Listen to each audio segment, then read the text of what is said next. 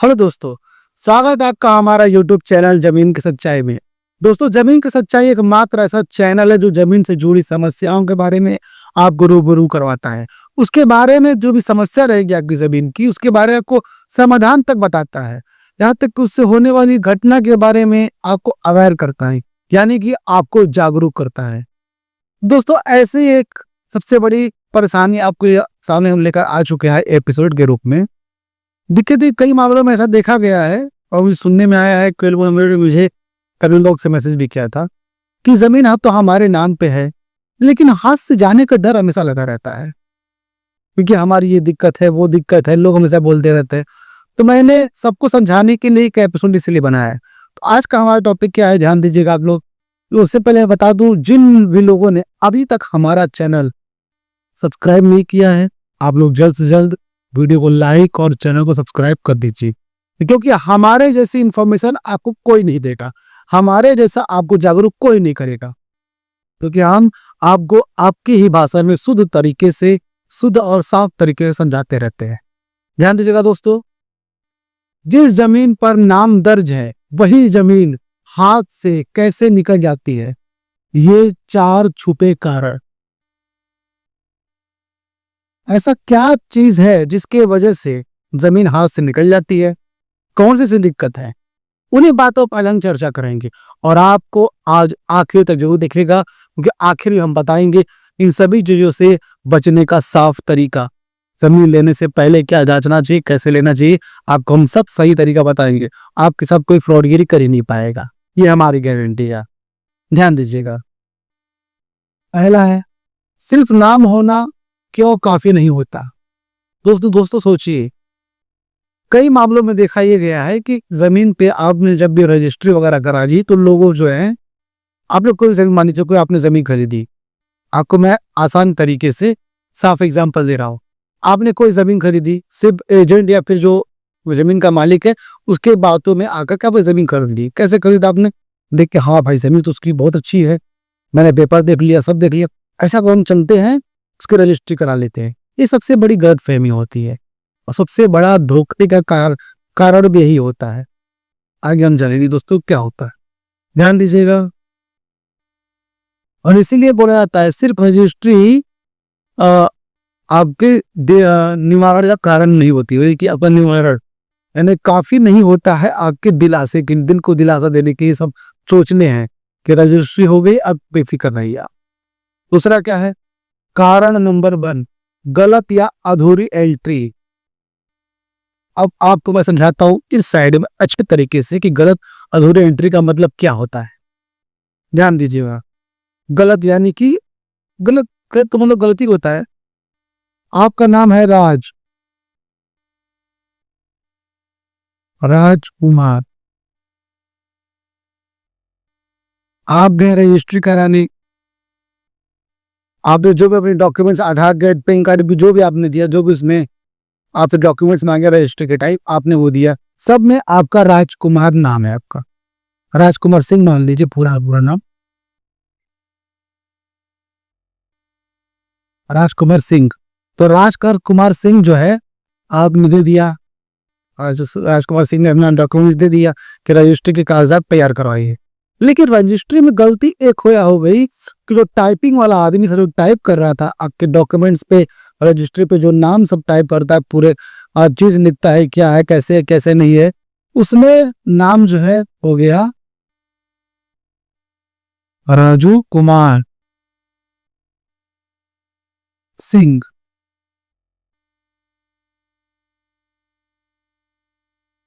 राजू कुमार सिंह हो गया, तो ये हो गया गलत एंट्री। और एक और मात्रा होता है, मामला होता है, मान लीजिए आपने जमीन खरीदी 1360 स्क्वायर फीट, और वो वहां पे हो गया, ना कोई एग्जांपल दे रहा हो कि बाद कुछ नहीं समझाऊंगा, और लेकिन रजिस्ट्री के टाइम हो गया 1300 स्क्वायर फीट।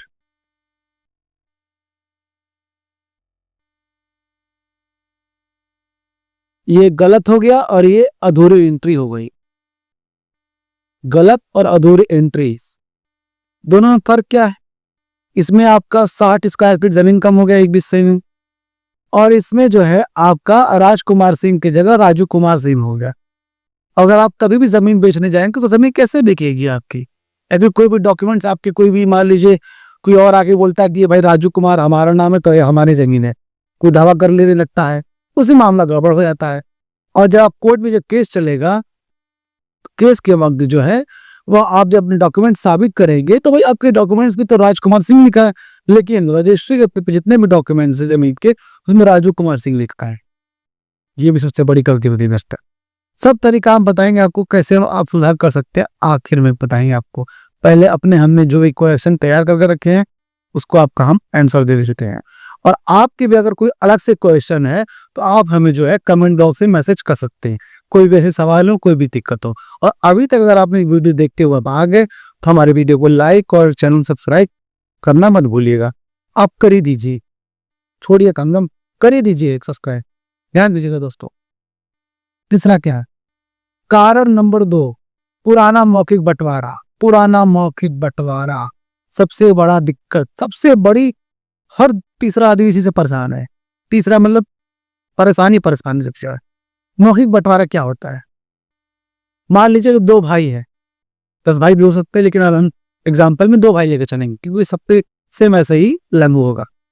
2 भाई हैं, मान लीजिए आपस में नहीं बने, वो लोग जो है बैठ करके आपस में ही बंटवारा कर लेते हैं मौखिक रूप से। मतलब कि उधर का तुम ले लो, इधर का तुम ले लो, वहां का खेत तुम ले लो, वहां की जमीन तुम ले लो, आपस में से करके बांट लेते हो।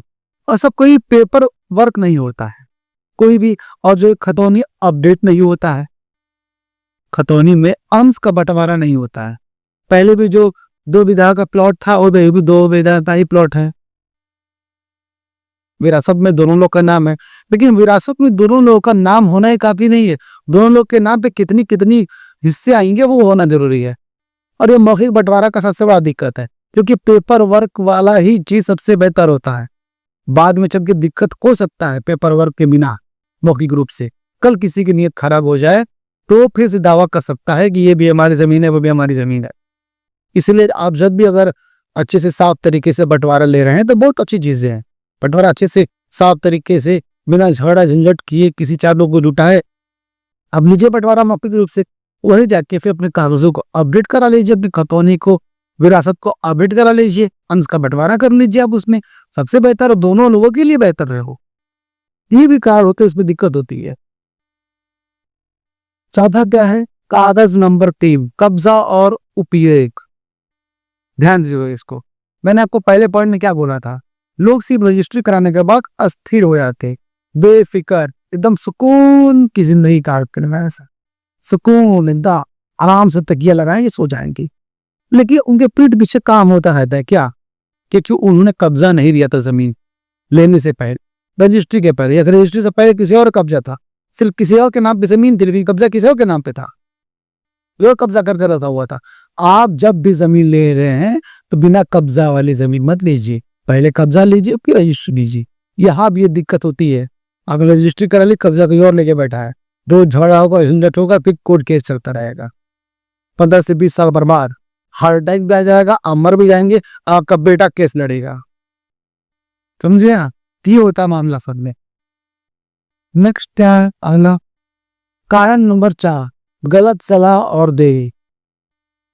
लोग जब इसे दिक्कत कुछ होती है तो लोग जब जाते हैं समाज में पता करने के लिए कि भाई 4 लोगों से हम बात कर लेते हैं, बगल वाले फलाने से बहुत उनको तजुर्बा, उनसे बात कर लेते हैं, और लोग सलाह अच्छे से नहीं देते। इन सभी मामलों में अगर आपको जानकारी नहीं है तो अपने आप को बड़ा मत दिखाइए कि हम बड़े हैं, हम कोई भी का सलाह दे देते हैं। हम सबके यही कहना चाहेंगे कि आपको जब भी आपकी जमीन को दिक्कत हो, आपने लेने से पहले किसी और से ये पूछा, अभी आप किसी और से पूछिए, सीधा जाइए वकील के पास, कचहरी में, जो इन मामला को देखता हो, उससे अपनी दिक्कत बताइए, उससे आप सलाह लीजिए। सबसे अच्छा बेहतर तरीका वही, वकील हमेशा निःशुल्क सलाह देता है, शायद ही कोई वकील ऊपर से चाय वगैरह पिला देंगे तब वो मान जाएगा। सलाह निःशुल्क ही होता है, निःशुल्क परामर्श, कई जगह बोर्ड पे लिखे भी रहते हैं वकील लोग। तो इन मामलों में जो है, इन मामलों में आप वकीलों से लीगल सलाह लीजिए, किसी की भी कदम बहकावे मत आइए। आप जाइए, अथॉरिटी आपके पास है, आप जो जागरूक आप आदमी हैं, क्योंकि आपको जागरूक करने के लिए जमीन की सच्चाई चैनल आपके सामने है। अगर आपको कोई भी जुड़ी समस्या ऐसी हो आप हमें कमेंट कर सकते हैं। अगर किसी और से आप नहीं पूछना चाहते हैं तो आपको हम उसके बारे में अच्छे से परामर्श देंगे, सलाह देंगे। ज़्यादा बड़ा दिक्कत रहेगा तो वीडियो के माध्यम से आपको समझाएंगे।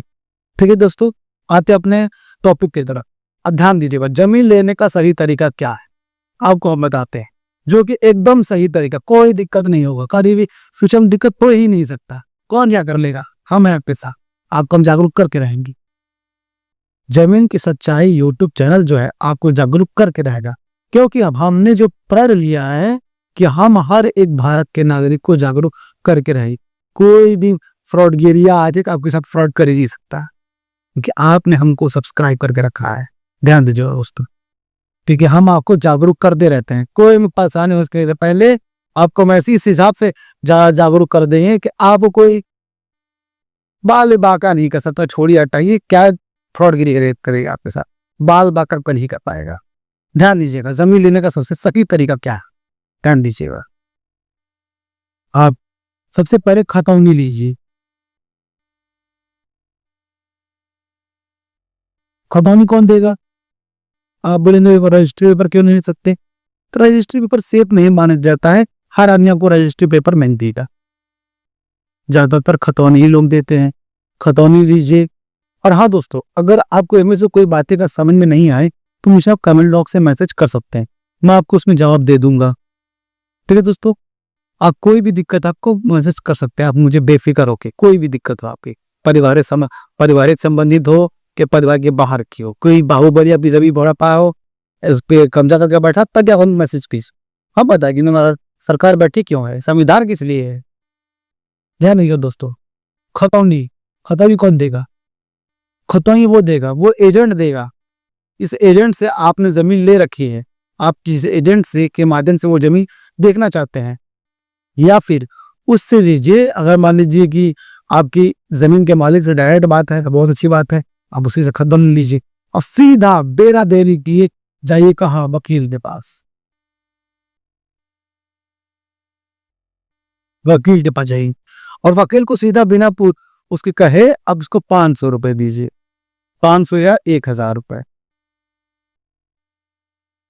500 से 1000 रुपए ले, क्यों लेना है? आपको कागज वेरीफाई कराना है दोस्तों। ये जमीन लेने का पहला तरीका, अभी भी 1 रुपए देना नहीं है आपको किसी को भी, सिर्फ वकील के अलावा। तो जमीन का 1 रुपया आपको नहीं देना है। वकील का देगा क्या, अभी कागजात का करेगा मुआयना।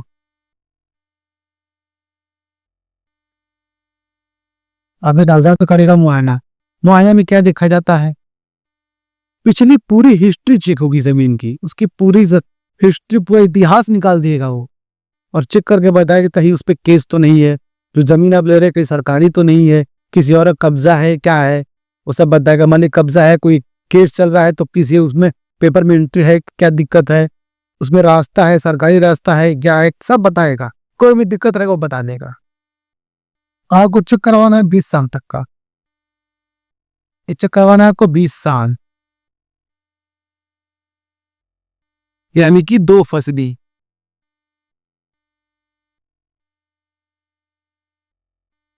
आपको चेक करवाना है पूरी जमीन की हिस्ट्री तकरीबन 20 साल, यानी कि 2 फसली करीब। आप चेक करवाइए, उसके बाद अगर वकील बोलता है कि जमीन ओके है, आप ले सकते हैं, तब आप जाएंगे उस एजेंट के पास और कहिए आइए प्लॉट पे, ये जो आप प्लॉट खरीद रहे हैं उस प्लॉट का ही। तो देखिए एकदम लाइन बाय लाइन सीढ़ी में आपको समझा रहा हूँ, बहुत ही साफ तरीके से, हर आदमी समझ सकता है इसको। आप प्लॉट पे आइए और बोलिए कि भाई उस एजेंट को बोलिए, फिर उस मालिक को बोलिए जिसके आपकी बात है। एजेंट को बोले रहेंगे तो भी मालिक को लेकर आ जाएगा, अगर आपकी डायरेक्ट मालिक से बात है तो मालिक को लेकर आ जाएगा वो, या फिर मालिक आ जाएगा सीधा।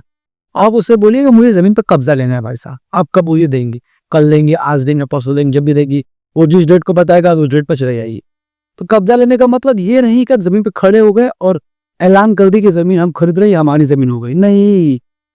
आपको लेना है पूरे अच्छे तरीके से बाउंड्री, पक्की बाउंड्री ले ली है, 4 फीट 10 फीट 20 फीट जितना आपको लेना है अपने हिसाब से देख लीजिए। आप ट्रैक्टर का ईटा मंगाइए, इसके नीचे चौतर की बाउंड्री।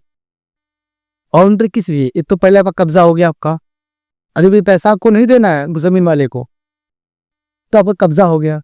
दूसरी रही बात ये, अगर मान लीजिए ऐसे कई मामले में देखा गया है कि कागजी कार्रवाई में कागजी पेपर वर्क में कोई केस या कोई आपत्ति नहीं होती, लेकिन जमीनी वर्क में होता है, जमीनी हाल में होता है ऐसा। जमीन मौखिक रूप से झगड़े होते हैं, आपत्ति होती, तो वो सामने आ जाता है ये कब्जा लेने के वक्त।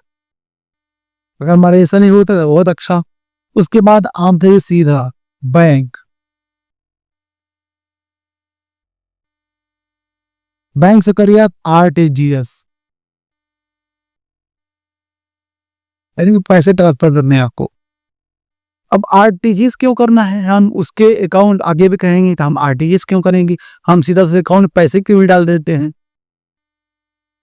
RTGS के माध्यम से क्यों डालना है, ध्यान दीजिएगा दोस्तों। जब भी आप UPI वगैरह करते हैं किसी को, फोन पे, गूगल पे, का कोई भी मान लीजिए कोई पेन खरीदने गए, कॉपी किताब की दुकान पे पेन खरीदने गए, यहाँ स्टेशनरी की दुकान पे, तो आप बोलते जब पेमेंट ऑनलाइन करते हैं, मान लीजिए 100 रुपये आप उसको पेमेंट कर रहे हैं, तो 100 रुपये अमाउंट डालने के बाद अब नीचे लिखते हैं ना कि फॉर पेन, पेन के लिए, पेन खरीदारी के लिए, सब लिखते जो है पाए नोट में। तो सेम वैसे ही मामले आप इसमें लिख सकते हैं RTGS में। सेम वैसे UPI की तरह ये होता है, आप RTGS के थ्रू भेजिए। आप किस पर्पज से जमीन खरीद रहे हैं उसमें वो आप लिख सकते हैं, सबसे बेहतर तरीका है वो। आपके पास एकमात्र सबूत, और आपको कैश पैसा नहीं देना है, कैश के लिए भूल जाइए। कैश क्या होता है, कुछ नहीं, आप सीधा RTGS बैंक थ्रू पैसे दीजिए। उसके बाद आप जाइए रजिस्ट्री की।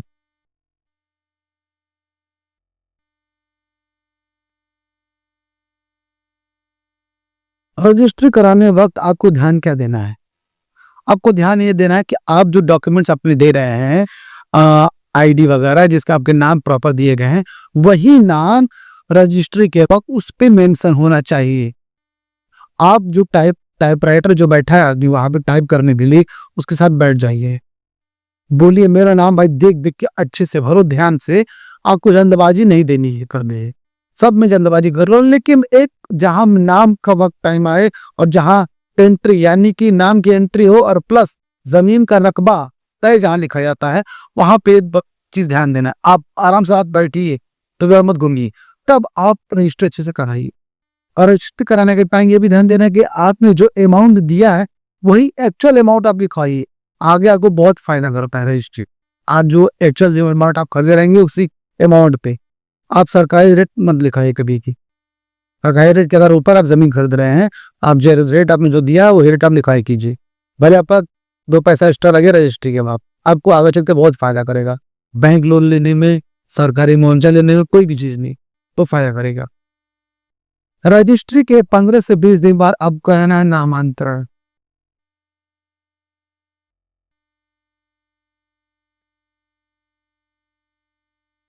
नामांतरण की क्या होता है, खतौनी में जब आपने नाम जो जिसका पहले जो खाता धारक था, जिसकी नाम की जमीन थी, उसका नाम होता है। और रजिस्ट्री तो आपका एक रसीद टाइप का होता है कि मैंने इतने में जमीन खरीदी है। और नामांतरण में क्या होता है, 15 से 20 दिन होता है बात रजिस्ट्री की। उसमें यह होता है कि मान लीजिए जो राजस्व विभाग का जो रिकॉर्ड है, सरकारी रिकॉर्ड जो है, उसमें आपका नाम की एंट्री हो जाती है। इसको जिसको बोलते हैं दाखे खारिज, नामांतरण हो जाता है। तो नामांतरण जो पुराना मालिक होता है उसका नाम हटा करके आपका नाम आ जाता है, क्योंकि आपने जमीन खरीद ली है। ये लोग बहुत ही लोग नहीं करवाते हैं, और ध्यान रखना चाहिए, ये बहुत ही जरूरी दोस्तों। और ये भी होता है कि बहुत टाइम वकील लोग भूल जाते हैं। आप अपना ध्यान दीजिए, क्योंकि पैसा आपने खर्च किया है, आपका ध्यान देना बहुत जरूरी है। 15 से 20 दिन होने के बाद ही आप वकील के सर पे सवार हो जाइए, मतलब सर पे खड़े, सामने खड़े हो जाइए, उसके ऊपर ही नहीं खड़ा होना है, मतलब बेचारा मर जाएगा। उसके सामने खड़े हो जाइए और उसके सामने पेपर दे दीजिए, अपने सारे रजिस्ट्री करेगा उसको दे दीजिए, तो जो भी डॉक्यूमेंट मांगेगा बोलेगा, उसको बोलिए भाई मेरा तुम नामांतरण करवा दो।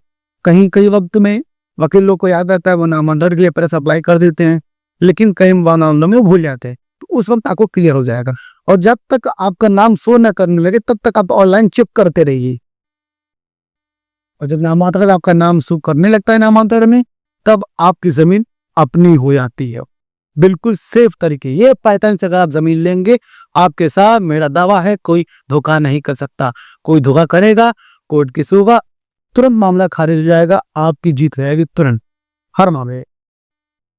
दोस्तों अब टॉपिक की तरफ फिर से हम आते हैं। कोई नहीं, इसके लिए आपको हम सिर्फ सलाह क्या देंगे लिखित रूप में, ध्यान दीजिएगा।